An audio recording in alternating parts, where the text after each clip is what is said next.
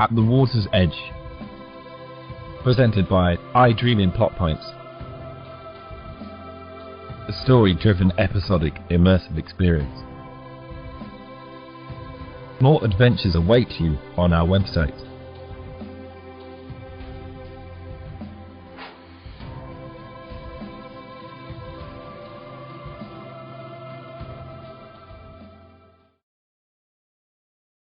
With Maya's wish successfully altering her from mermaid to human form, her travelling companion Thomas became more flirtatious and affectionate with each passing day.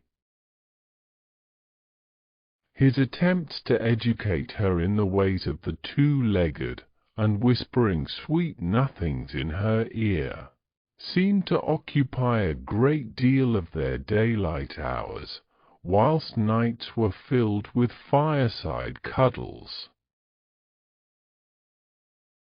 Though Maya was enjoying the attention, she was still very much focused on her ultimate goal, reaching the seaside and the ocean beyond.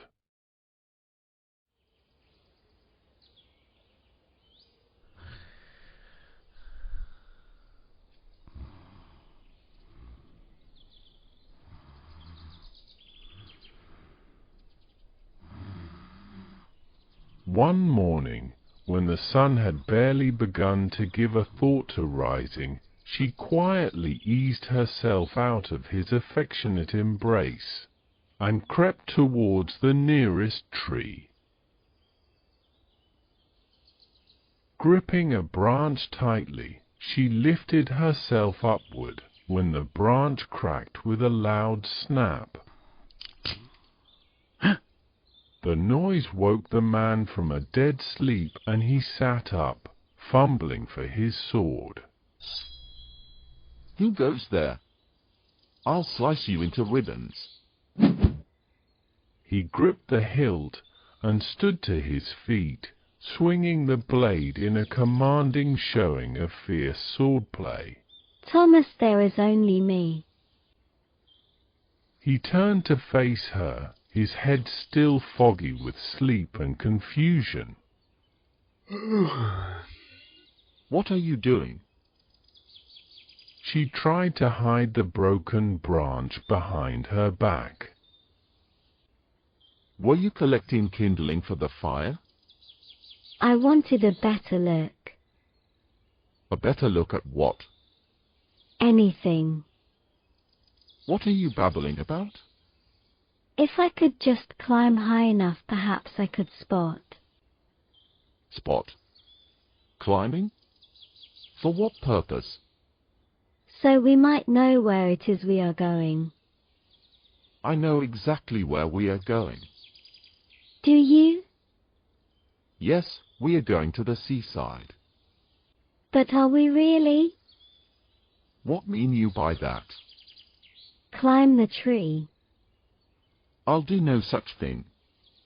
Climb the tree, Thomas. Just who do you think you are ordering me about? She turned and grabbed a new branch, preparing to hoist herself yet again, when his hands gripped her hips. No, you don't. Someone has to. Then I'll do it. You said you wouldn't. Not when ordered, but of my own doing. Now move aside. He stood under the tree, leapt upward and gripped a sturdy branch. In a swift motion, he pulled his arms upward and rested his bent body over the branch, then swung his legs to a sitting position. Thomas, you're amazing. He looked down with a smirk and stood to continue his ascent. Do you see anything? A fat lot of leaves. Climb higher. What did I say about ordering me? He grumbled and scaled the towering tree further and higher into its bountiful canopy. She tried to follow him with her eyes, but the now risen sun blinded her, and she could see nothing. She bent her head and rubbed her eyes when she heard the thud of landing feet. There was a tap on her shoulder, and she turned to see nothing. He laughed at his juvenile joke of misdirection. I knew you'd fall for that. You are the one who fell. I didn't fall, I jumped. Did you see it? Did you see the ocean? Yes, I saw it. He began his morning routine of reigniting the fire.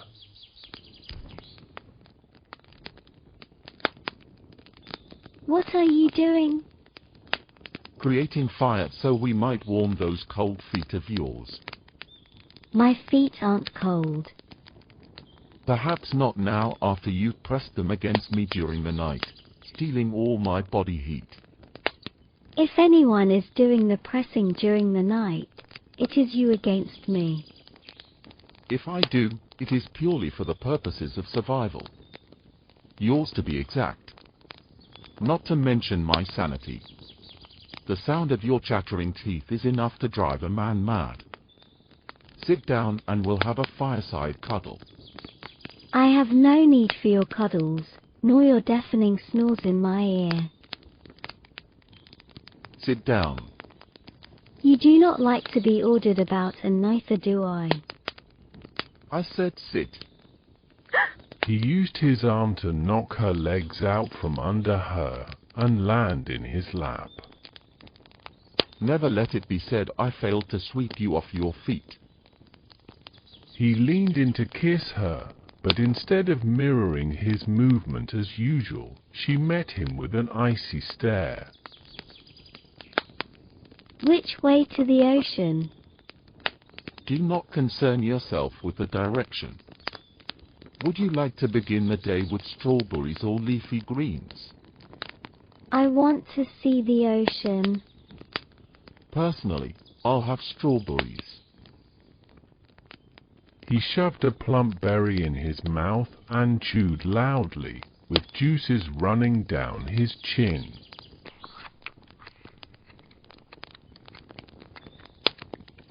She wriggled out of his grasp and stood. Which way to the ocean? Keep your shirt on. It's not my shirt, it's yours. It's an expression. Why must you take every word so literally? If I am such a bother, then perhaps it best we go our separate ways. How feisty we are this morning. I am not feisty. I am frustrated. What have you to be frustrated about? Have I not done everything for you? Everything you have asked of me? All I ever asked of you is to take me to the ocean. And that I will. Do it now.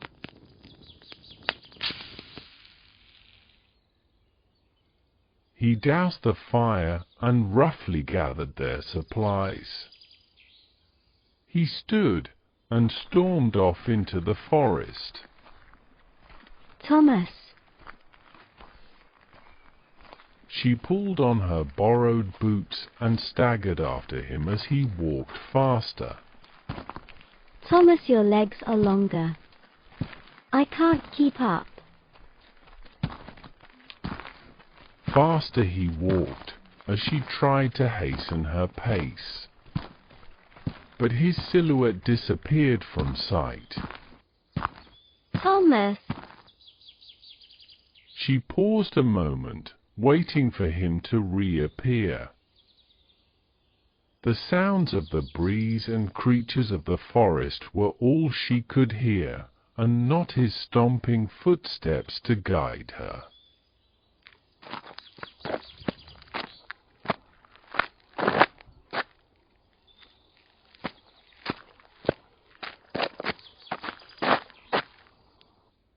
She stumbled over her own feet again, and took off the irritating footwear tossing them into a neighbouring bush.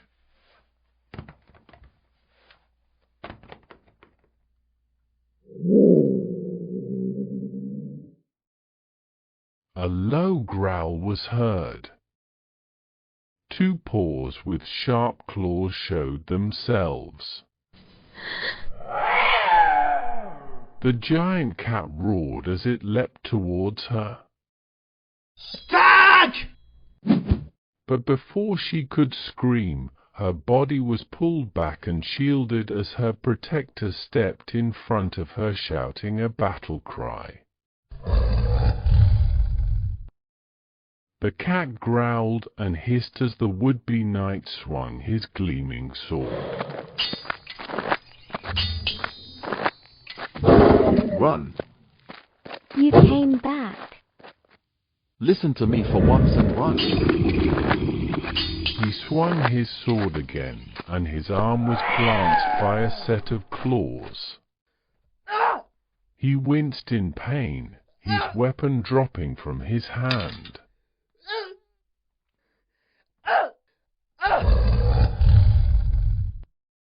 The cat poised itself to spring forward when a loud boom cracked the air.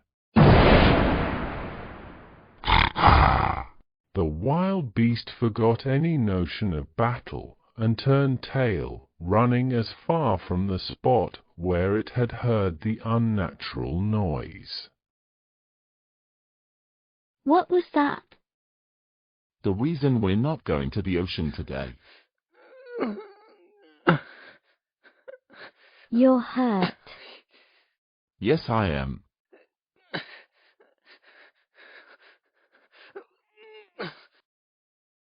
Make yourself useful. She stepped closer, and he gripped the shirt she wore, tearing the hem. To cover the wound. She took the fabric and laid it over the gashes of his arm. Now tie it. Tight. But Thomas, I know you and your kin are adept at binding. Tie it. She looped and pulled it taut.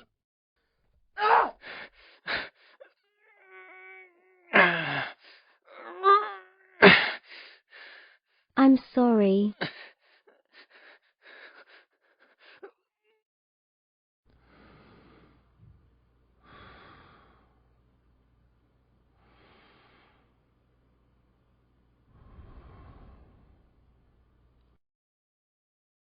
It's all right.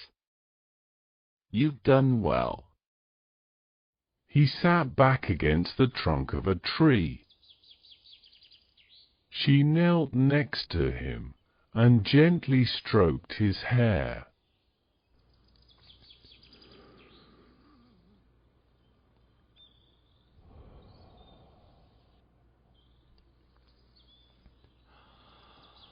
That's very nice.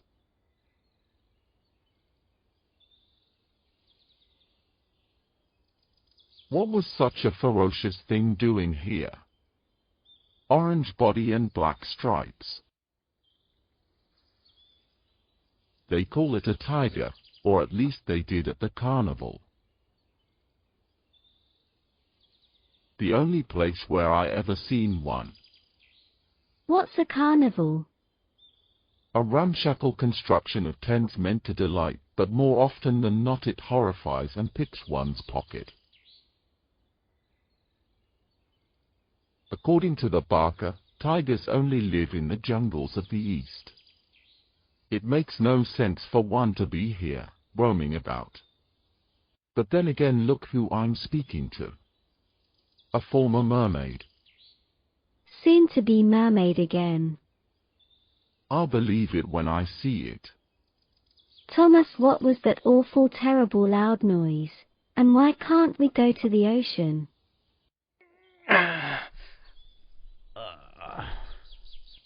He winced in pain and clutched his arm to his chest.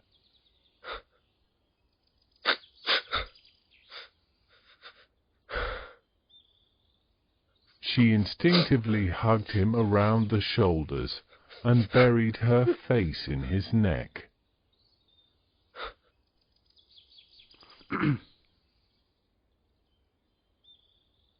Here now, I thought you didn't need my cuddles. I'm wishing for your pain to go away. You've used your allotment of wishes. The wish that will take you from me. She sat back, looking at him.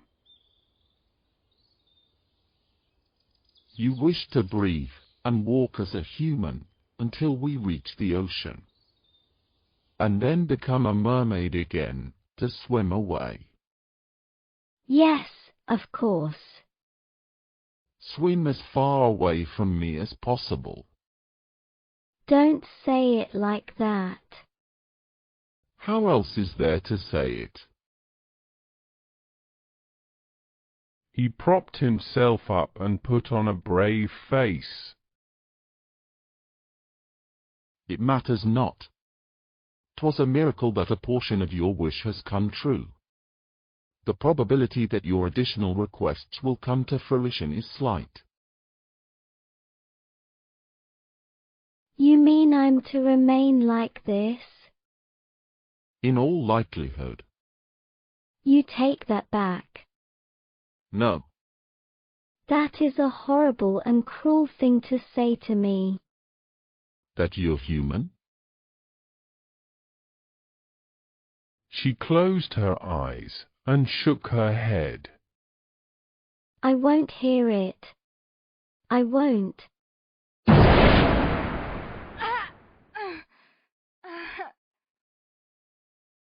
She covered her ears and huddled close to him. What is that? Cannons. Do they have claws as well? They are not beasts. They are weapons on ships. Ships. Ships on the ocean. So you did see the ocean. You know which way to go. Yes, but we cannot go there now. Why not? Pirates. You mean the men with golden coins? Yes, the men who offered those golden doubloons you so enjoyed piling into towers, and attempted with which to bribe me. Thieving, vicious pirates. When up the tree, I saw not only the deep blue of the distant ocean, but a large ship with black sails, and a smaller rowboat which was moving against the tide towards the shore. We need to stay still and wait. Wait for what? Until the coast is clear, as it were. Where are your boots? I threw them in the bush.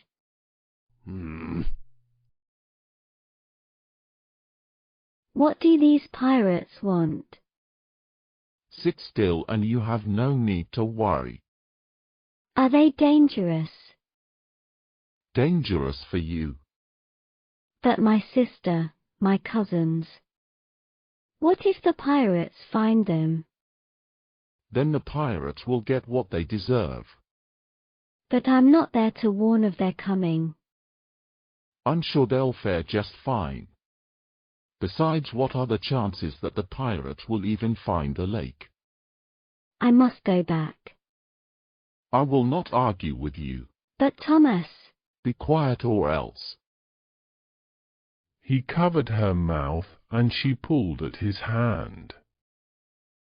Hush. I'll let go if you promise to listen. Do you promise? She nodded. He relinquished his hand and looked in her eyes. Your sister and cousins will be just fine. You don't know that. Even if they are outnumbered, the three can simply wait them out under the water. Just as was done before, and as you and I will do now above the surface. But I can't just leave them. You already have done. Maya, don't. I'm awful. No. Selfish.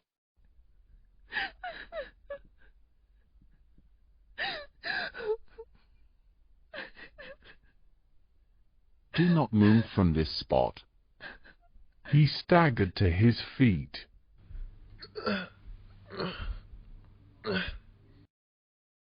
Where are you going? I'm going to track the pirates. I'm going with you. Out of the question. Do you see this? He stamped his foot on the forest floor. That's me putting my foot down. She copied him, stamping her own foot. I have feet as well. Maya, you do not understand the things that pirates do. What they are capable of. They loot, they pillage, they... She stared at him, expecting his explanation to continue. They what? You no longer have your tail. I know that. What has that to do with? I am far more worried of what they will do if they find you. A beautiful young maiden as you now appear, rather than your siren sisters. I don't understand. And I intend to keep it that way. His strength left him and down he slid back against the trunk to rest. You need to trust me. I trust you, Thomas. He took gentle hold of her hand. She moved to drape her legs over his lap. Such a good girl. He reciprocated by hugging her closely to him.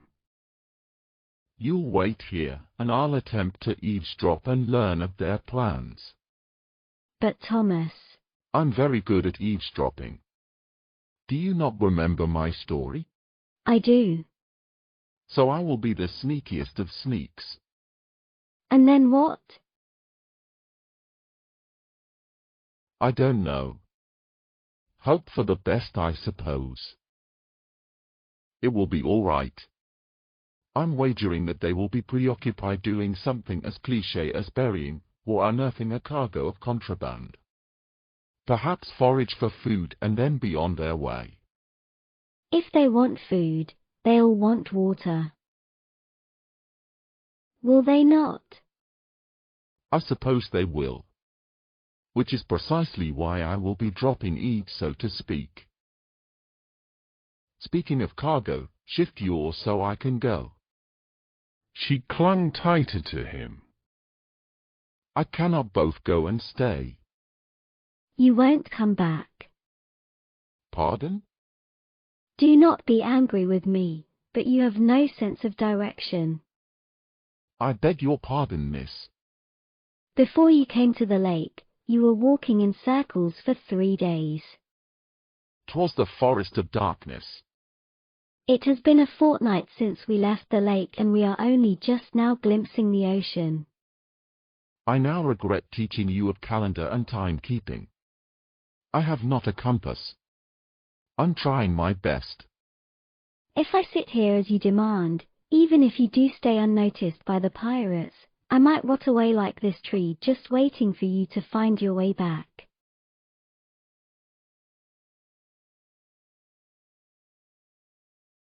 You said you would not be angry with me. I said nothing of the sort.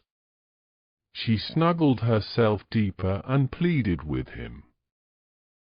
He sighed in frustration and rubbed her back. All right, darling, all right. I'm not angry. A bit cross perhaps, but that's only because you make a valid point. So I'll go with you. I have the very strong suspicion that even if I protest, I would have a Maya-shaped shadow following me. Give us a kiss for luck.